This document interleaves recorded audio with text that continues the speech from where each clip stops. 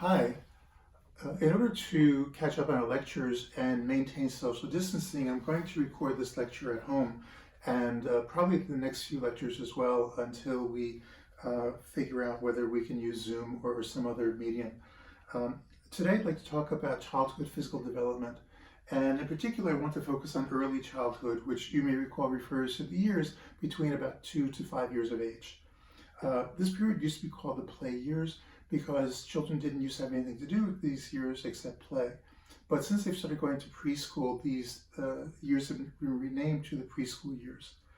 We find that it's a period of growth that involves a deceleration of growth from infancy. And so we find that this is characteristic of something that we'll see where we have growth spurts throughout the lifespan. So I know this growth, physical growth in particular, is not regular or consistent, but rather goes faster, sometimes and slower at other times. And so it goes faster during infancy and during adolescence, and it slows down during early childhood. We're going to find that overall, again, the rate of growth slows down from infancy. And so the height of the average child increases by about 2 to 3 inches per year until about 7 years of age. Also, we're going to find that the cephalocaudal pattern that we talked about earlier tends to slow down and even begin to reverse towards the end of the early childhood period. And so you may recall that in this pattern, growth started at the head and worked its way downwards. And so we're going to see that's not quite true anymore. It's again slowing down. That will be true in other terms, in terms of, say, motor developments, which we'll talk about earlier. We'll talk about later. Now, we find that this is a time when the average weight of the child increases as well by about 5 to 10 pounds, with a lot of individual differences, but about 5 to 10 pounds per year. We find overall that 2 to 3 year olds have the smallest weight gain of the entire lifespan until late adulthood. And this is partly because they tend to have smaller appetites. So that the appetite of the child tends to vary as well across the lifespan, or so the appetite of the individual varies across the lifespan. We find that also children at this age tend to have a very high metabolic rate. In fact, this period between roughly 2 and about 6 years of age is the time when we have the highest metabolic rate of the entire lifespan. And that's important because it means two things. One is that children are burning up a lot of energy. It means they're going to get thinner. It also means that they need to move around. And I mean that literally, they need to move around. They get very uncomfortable if they're not moving physically. And so it's one of the characteristics of young children that they move a lot. Boys do tend to move more than girls. So they're more active physically than girls are. And we find that in part because of this, you see that the body shape of the child is going to change, so that if you look at the average infant, they tend to be cherubic, right? There's a lot of sort of body fat on them. And as they get into early childhood, they tend to lose that baby fat and they become thinner. And of course, they're going to become taller, as I mentioned earlier. We find there are also going to be differences between males and females, where boys are going to tend to develop more muscle and girls are going to tend to develop more fat. And this is going to be true during the lifespan, but especially during adolescence. But we start to see that during this period. Now, one of the issues that comes up here is that when parents see the child getting thin, they tend to try to force their children to eat. And this is the mistake that a lot of parents make. But it's recommended that you trust your child's appetite, not in the sense of giving them all the candy they want, but rather in the sense of giving them healthy foods when they're hungry and not really forcing them to eat if they're not hungry.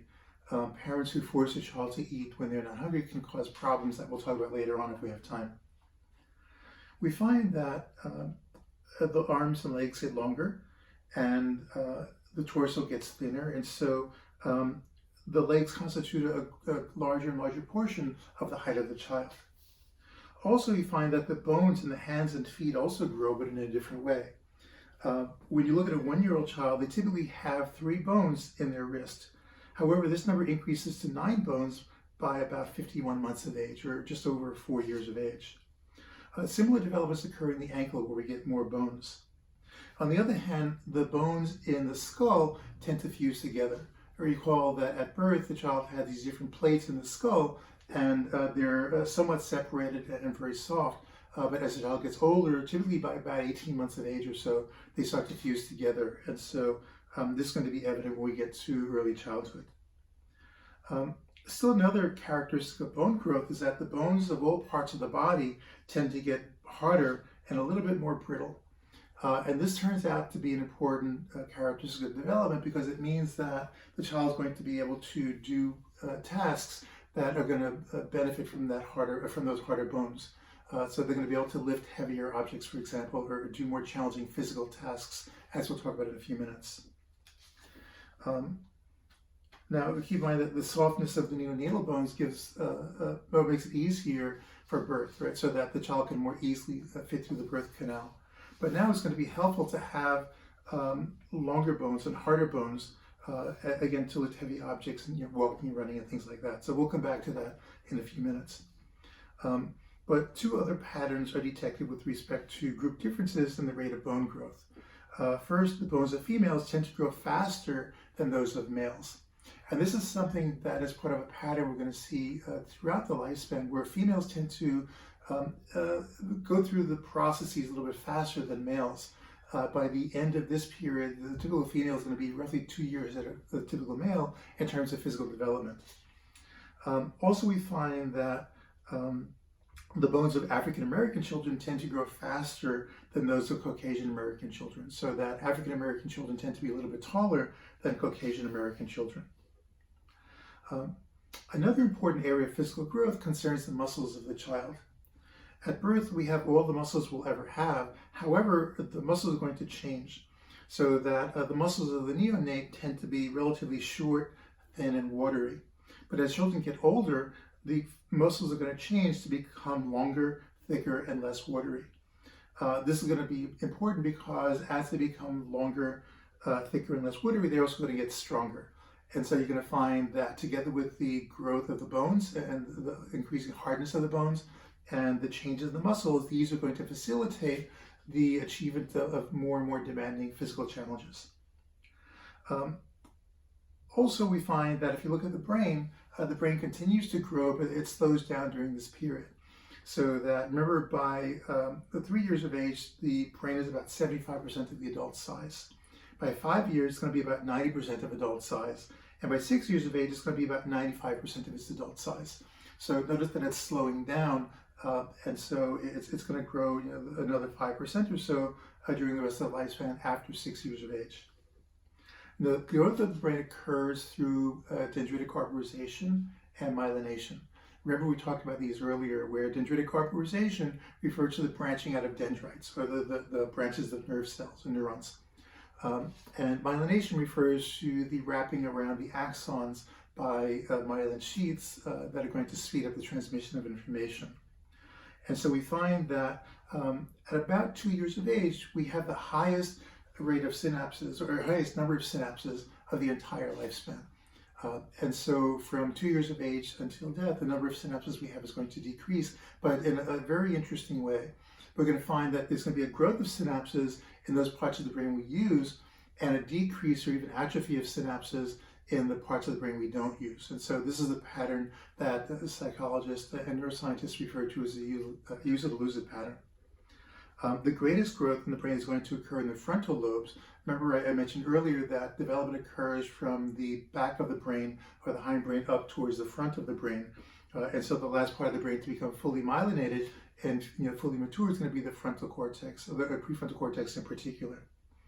Now, I mentioned myelination. Remember that myelination occurs by, again, the wrapping around the axon of these myelin sheaths, and this tends to speed up the processing of information.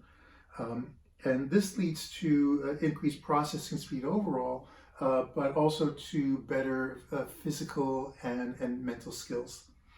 And so we'll talk more about that in a few minutes. Now, there are a number of factors that are correlated with physical development. And these are fairly obvious, but I'll touch on them as well, as Sandrock has in the chapter on early childhood development. And so the first key is the healthy diet. We find that while children have a disposition to eat sweet foods, we all like sweet foods more than non-sweet foods. the need is obviously for healthy, nutritious foods. And so they need their fruits and vegetables. They don't need candies. They don't need gum or cakes or things like that. They need lots of fruits and vegetables and lots of water. And so these foods that they eat are going to provide the nutrients that literally are going to help their body grow. So that all the growth that will occur is going to be done with the use of the nutrients they gain through their food intake. Also, exercise is important. We find that exercise stimulates the growth of the muscles, of the bones, and the vital organs. So that as we use our muscles, as we use our bones, as we use our vital organs, they're going to, in a way, get practice and be stressed a little bit, but also that will stimulate the growth. And so we find that in general, the more exercise children get, the healthier they tend to be within healthy limits. Typically, it's recommended they get maybe 15 minutes of exercise per hour. And when I say that, I don't mean like doing jumping jacks for 15 minutes. I just mean just being physically active, walking around, standing, or and almost anything other than sitting down. Sitting around watching TV tends to be associated with weight gains and with slower physical growth. And so we need to be somewhat physically active, not necessarily, again, always playing sports, but not sitting down all the time either. We find as well that in terms of the brain and its growth, mental stimulation is also important. And so we find that the physical stimulation is important as well. So that you've got both of these. In other words, as a child exercises the body, the brain is also going to get healthier.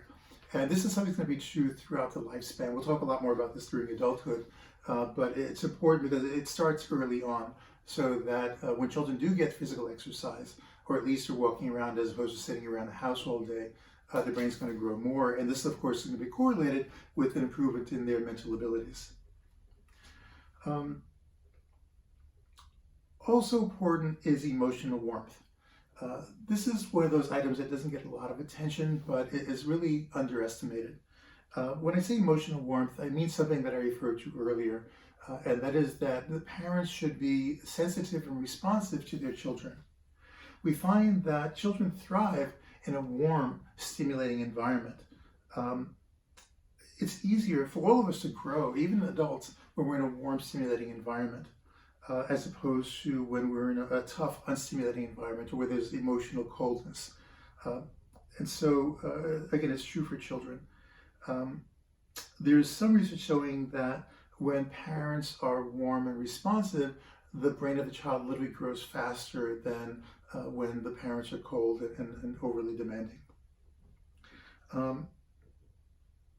Also, in extreme cases where parents are very cold or very demanding, and are not warm or responsive to the child, the risk of something called failure to thrive. A failure to thrive is when children literally don't grow physically, they stop growing prematurely. So that you find that a child may be 12 years old, but the height of an average 5-year-old child. And so literally it may occur in part from a lack of emotional support. Often you find this lack of proper nutrition as well, but the emotional piece is something that's gotten attention in the literature and should not be underestimated. So children need the warmth almost as much as they need the physical stimulation from exercise and from food. Remember, we talked a little bit about this earlier. I talked about the study that was done in France, where Spitz found that children would tend to die earlier and get sick more often if they weren't touched. And so this responsiveness to touch and need for warmth continues throughout the lifespan, but we see it here in terms of physical growth, which is what we're talking about today. We also find that there are other correlates of physical growth. For example, social emotional status is important. Children who grow up in low-income homes tend to have lower rates of growth, so they literally don't grow as tall as children grow up in middle and upper-income homes. Of course, this is correlated with their diet, but also it's correlated with exercise, so that we find that children in low-income homes who don't get much exercise and don't eat healthy foods are then going to be at a disadvantage when it comes to their physical growth. Children who live in low-income homes also tend to have higher rates of asthma than, say, middle and upper-income children. Especially children who grow up in places like poor neighborhoods, where if you have a lot of roaches or rats or things like that, those children are at greatest risk of having things like asthma, because those the kinds of things tend to, again, the roaches and rats tend to leave behind excrement that children breathe, and that impairs their ability to breathe later on. Also, children whose parents smoke tend to have a higher degree of respiratory problems, including asthma, but also other respiratory problems, than children whose parents don't smoke. These children also have higher problems or more frequent problems with blood pressure. And so it's strongly recommended that parents do not smoke in the presence of their children. And finally, Science notes that firstborn children tend to be taller than later-born children. I have no idea why, but it suggests that it may have to do with the attention children are getting. Remember, I talked earlier about how children who are firstborn tend to have parents who are a little bit more anxious and maybe fawn on them a little bit more. And so it may be that this extra attention is going to be conducive to their growing a little bit more. Now, I've talked about physical growth, but let me switch gears and talk about motor development. Again, what I mean by motor development is their ability to use their bodies, to move around in space. Curiously, the first thing we're going to find is that children at this age tend to need a lot of sleep. Not as much as the infants. Remember, I said might get as much as 21 hours of sleep a day. By this point, the amount of sleep the average child needs goes down to about 11 to 13 hours of sleep. And often we find that children benefit from taking a nap during the day as well. So if you ever are a teacher in a preschool, you visit them in the middle of the day, a lot of times you'll find that children are taking a nap during the day. And this is important because there's research showing that the amount of sleep that children get and the quality of their sleep are correlated with their physical, cognitive, and social development. In other words, children get good sleep and regular sleep tend to have better physical development. They have better social skills because they're not as cranky, and they have a better cognitive development as well. You know, they tend to do better on IQ tests and other, say, academic challenges. We find that a lot of children don't want to go to sleep at night when their parents put them to sleep, and this is partly due to what happens before they go to bed. If you have a child who's busy running around, for example, jumping up and down or doing things like that just before bedtime, then the metabolic rate is going to be really high, and it's going to be hard for them to slow down and sleep. It's recommended that parents have a routine where they gradually slow down the activity of the child and just reduce the activity to the point where it's easier. So, for example, giving the child a bath just before they go to bed, maybe telling them a bedtime story, or doing other things where they can concentrate on some activity other than running around that reduces their metabolic rate is going to be beneficial for helping them get to sleep. We're going to find that the growing bodies of children are parallel by growth in their behavioral options. And what I mean by that is as children get taller and stronger, they can do more things, right? They can reach higher and further. They can move faster. And so I'll talk about some of these changes in a moment. But basically, the growing height and strength of children enables them to reach objects and perform tasks that were impossible during infancy. So in talking about motor development, I want to break it up into two different kinds of development. The first is gross motor development, and the second is fine motor development. Gross motor development refers to the ability to move in space, especially walking and reaching. And so we find that the development of motor skills is characterized by the use of large muscles of the body, again, muscles in the arms and legs. And we find that the development of these skills follows a cephalocaudal as well as a proximal distal pattern. Now, remember I said earlier that their physical growth is characterized by a deceleration of that cephalocaudal pattern or proximal distal pattern. However, you find that in terms of motor development, these patterns still hold. And so children are going to grow in terms of the physical abilities by this kind of pattern. Also, we find that in general, the gross motor skills have to develop before fine motor skills can develop. In other words, before a child learns how to pick something up with the fingers, it has to learn how to move the arm and the legs and the torso so that it can get the hand in place so that it can use the fingers to do whatever it wants to do.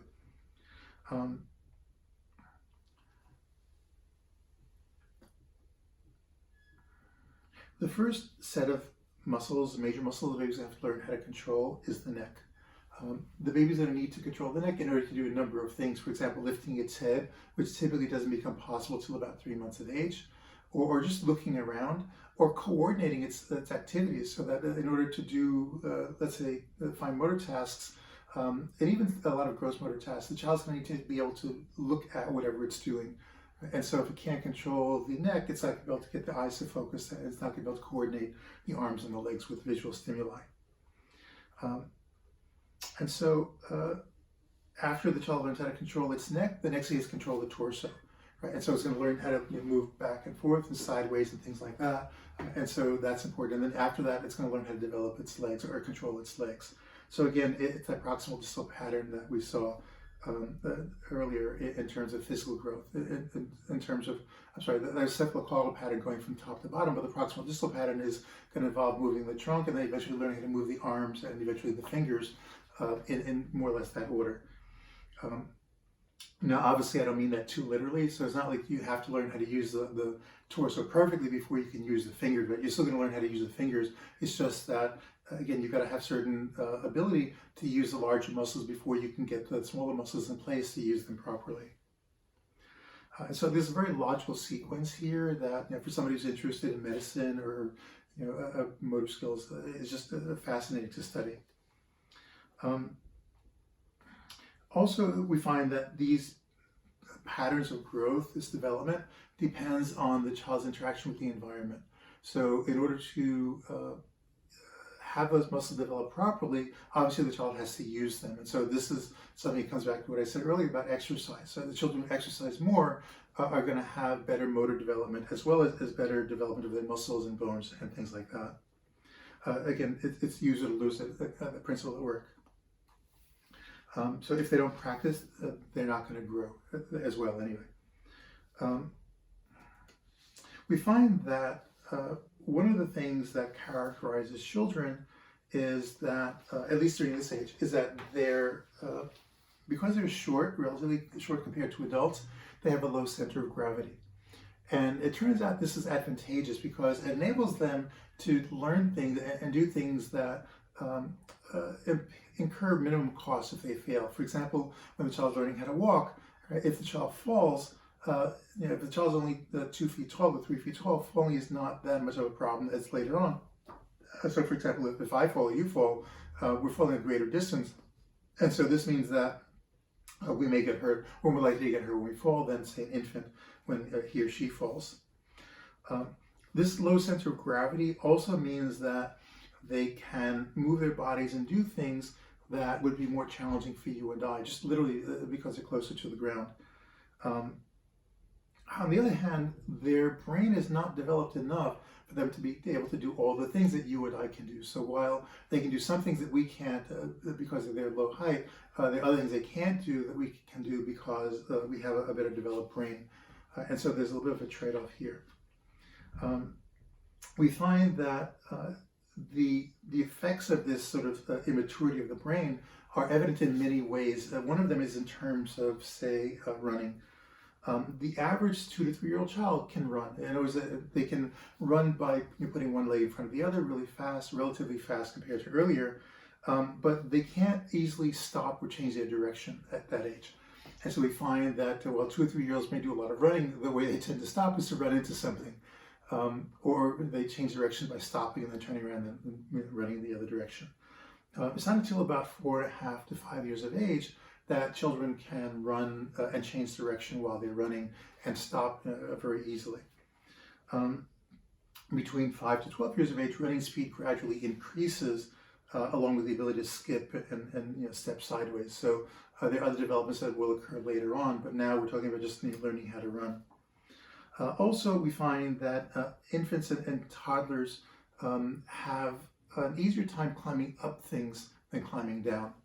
We see this in a few different ways. For example, if you ever watch a toddler climbing upstairs, you'll find that they use this pattern that's called the marked step pattern. In other words, what they'll do is they'll put one step on the step and they'll put the next step, one foot on the step and the next foot on the same step. So, for example, if I were an infant and I'm climbing up the stairs, basically they would do this and put the other foot on the same step, right? Instead of what you and I would do, which is put one foot up there and then move the other foot to the next step. And so there are a few reasons for this. One is because they can't balance themselves very well. And when you're moving one foot to the next step, that it requires some balance. And so that's part of it. Another problem is that the distance between steps is roughly about 8 inches for the average step. And so that is a large percentage of the child's height. And so it's a little bit like you and I, stepping up maybe, say, 1.5 feet with one step. And so that is more challenging for them than it would be for us. And so it takes a few years, typically until about 4 years of age, for them to be able to use that alternate step pattern. So that's something that is a characteristic of their development. Also, sometimes you'll find that children like to climb trees, and they're better climbing up than they're climbing down. And sometimes they come down a lot faster than they went up because they don't really know how to get down, or they don't really know how to coordinate their arms and legs with their vision. And so they wind up slipping or not grasping things properly, and so they fall down much more often than we would like. Likewise, jumping skill develops gradually. We find that the ability to hop typically emerges around 5 years of age. Right? So that's hopping on 2 feet. Hopping on 1 foot takes a little bit longer, typically about 6 years of age. And also, children have a hard time on balance beams.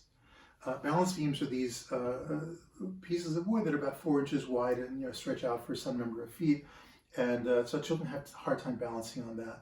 And that's partly because the parts of the brain that involve balance, like the cerebellum, are not fully mature. Also, the corpus callosum, which transmits information between the two halves of the brain, is not fully developed yet.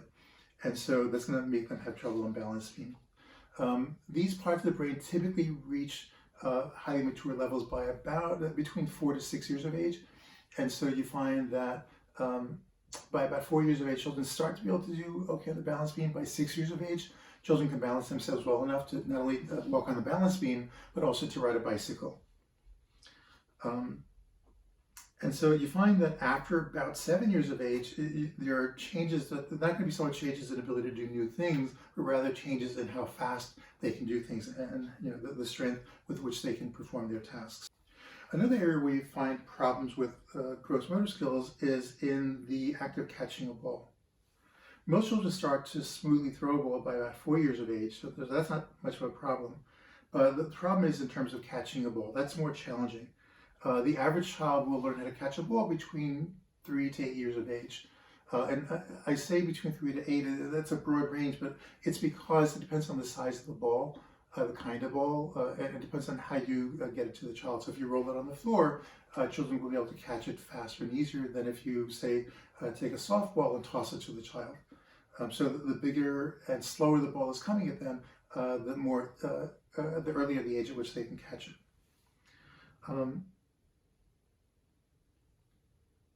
In terms of catching a ball, though, part of the problem is that the child is still immature physically.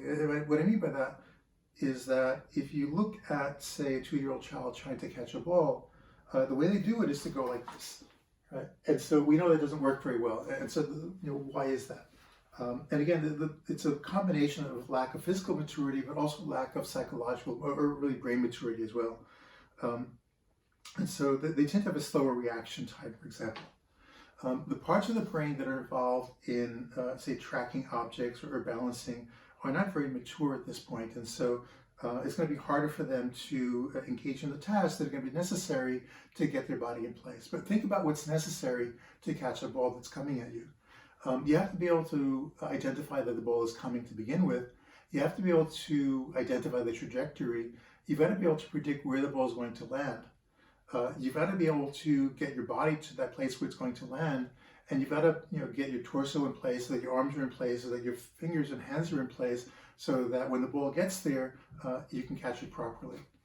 That's too much of a challenge for children at this age. It's too much of a challenge for several reasons. One is that they literally cannot process the information fast enough. They're at least at 2 years of age, that their myelination has not occurred enough, and so that they just, again, can't move fast enough. Their voluntary control is not very good at this age either, and their experience is not very great. They don't have a lot of experience catching balls, and so part of it is the development of the body, the development of the brain, and the lack of experience where they just don't know what to do. And so those will change with time. So by the time the child's about 8 years of age, he or she can usually catch a ball pretty well. Likewise, We find that tracking flying objects, making appropriate body and leg adjustments, and all these things are going to develop with time. So that's going to enable them to do other things, like maybe hit a flying ball. So for example, if they're playing baseball and somebody throws a ball to them, then it's not until about maybe 7 or 8 years of age when they'll be able to track the ball and swing the bat and hit the ball accurately, or somewhat accurately. Some children may take a little bit longer depending on practice. The children will take as late as 12 years of age to be able to hit a flying ball, like a baseball. Now, again, the primary problems are the lack of physical development, the lack of the development of the brain, the muscles, voluntary control, and experience. There are also differences here between boys and girls, where boys tend to be a little bit faster in motor development than girls are, and they tend to be more active as well. So they tend to be they get more physical exercise. If we look at fine motor skills, we're referring to the ability to use the small muscles of the body. And again, this requires that the child have some maturation of gross motor skills so that he or she can get the fine motor, the small muscles in place, or the fingers in place, for example. We find that even though, say, a 9-month-old child can use a pincer grasp, where they're going to hold something in their 2 fingers like this, the ability to have fine control over the fingers that way is going to take longer. And typically it's not until 4 to 5 years of age that children can gain enough control of their fingers to do more precise movements of their fingers. Now, why is this important? Right? Why is it so important that children be able to have this kind of fine motor control to manipulate their fingers? And there are a lot of reasons. One is that it's necessary for a child to dress his or herself. Right? In order to get dressed or dress his or herself, the child has to be able to zip the zippers and button the buttons. Right? And so that means the child has to be able to engage in control of the fingers to such an extent that it can perform those tasks. But it's important for other reasons. For example, if the child is going to eat by himself or herself, it means that he or she has to be able to hold the knife and the fork in his or her hand. If the child's going to be able to write, it's very important for writing, right? To be able to hold a pen in your hand and to manipulate it properly to make the letters is actually very challenging for young children. And so the ability, again, just to hold objects is there from early on. Even a 2-year-old can take a pen and go zip, zip, zip, right, on a piece of paper. But to be able to hold the pen or whatever it is properly and use it to write things is going to be more challenging. And so these abilities typically emerge around 5 to 7 years of age. And you're going to find that there are different abilities. So for example, just writing something like that, it starts early on. But then to be able to make movements, to make letters on a page, is going to be challenging enough so that most children can't do that until about 5 years of age. But then the ability to write capital versus lowercase letters is a little bit more challenging still. And so typically children don't develop that ability until about 7 years of age.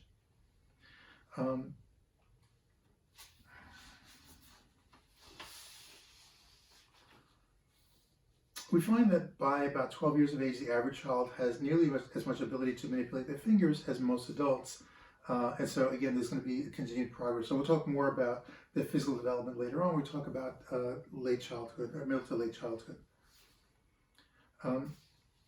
One of the other areas that I'll talk about, which is the last area I'll talk about for this lecture, is play. Play is one of the most important ways in which children learn how to use their body, and many other things. It's also an important way by which we learn about the world. A few years ago, I was interviewed by a firm that was developing a product for children. It was a learning product, and they wanted to know what they should do to make it more appealing to children. And what I told them is to make it fun, make it playful. So if they can make it into a game, children can learn a lot through the game. And it turns out that a lot of what we learn in life, especially as children, we learn through play. Think about it. If children are running around or putting a string through beads, those all involve play, but also involve the development of gross and fine motor skills. And so it's certainly encouraged that parents let their children play. Now, it's actually, there's a song by that name, isn't there? But parents sometimes get upset with their children when they're playing, especially if they're engaged in this kind of rough and tumble play that boys tend to do. But you have to keep in mind that's necessary for normal development. Now, one kind of play is sensory motor play, where the child just practices touching and feeling things. And this kind of play is important because it gives the child a chance to practice using their body and moving around. And so that by itself is important. It also gives them information about objects so that they learn about the characteristics of objects and how to move their body to do things. Mastery play is another kind of play, and this consists of practicing some skill. So I mentioned, putting a string through beads, for example. That's a way of learning fine motor skills. Or practicing buttoning things or piling blocks on top of each other. These will give the child a chance to practice doing things like balancing or fine motor control. Rough and tumble play is the third kind of play, and this is very physical. This is the kind I referred to a moment ago, where your children are running around or doing somersaults or rolling on the floor, whatever it is they're playing. And again, parents can get upset about this because there is a risk of children getting hurt. But if they do it in a park, it's not usually a problem. And we find that boys tend to like this kind of play more than girls. Girls tend to prefer other kinds of play that involve staying in place more and maybe fine motor skills. But it's important as well because, again, it helps the children learn how to use their bodies. And so that's very important. By the way, we find that males prefer rough and tumble play, not just in the human species, but also in other species. For example, male monkeys also like to do rough and tumble play more than female monkeys. And so these are some of the characteristics of physical development. And so I'll try to, again, put this lecture up on social media so you can get to it. And I'll do the other lectures in the near future so we can get caught up. All right, hope you're having a wonderful day. I hope you are staying indoors and not going outside unless you have to. We'll get past this coronavirus in hopefully a few weeks, or at least we should peak out by then, and we should start to see a gradual decline in cases or new cases after that. So hopefully we'll be able to meet again by the end of the semester. But in the meantime, I'll go ahead and continue producing these videos. So again, have a wonderful evening.